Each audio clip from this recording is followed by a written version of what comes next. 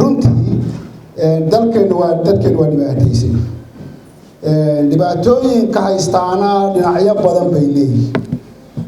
dawlad ahaan waa la og yahay tamarta lagaga jawaabi karaana waa yarta laakiin in shacabkiina baraarugsan yahay aqoon-yahaniinta baraarugsan yihiin daraasado wax bilowdeen dawladuna og tahay wax fiican waad la socotaan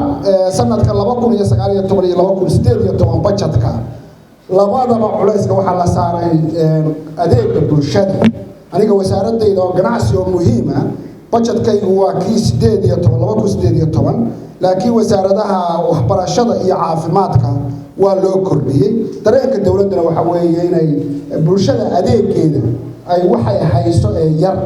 wax ka mid ah geliso waa ogtahay hadda waxaa jira iskuulo dawladdu leedahay oo la caawiyo macallimiin mushaar la siiyaa jira sidoo kalena waxaan filayaa sanadka 2019 sektorka caafimaadkana sidaas oo kale adeegga dawladdu wax ka soo gaari doono kuma filna laakiin wax ka mid ah ay bilaaban doonaan dal walba dadkiisa leh dadka aqoon-yahaniinta iyo dadka waxbartay iyo dadka madaxda ayaa la rabaa inay dhibaatada ka saaraan dadkooda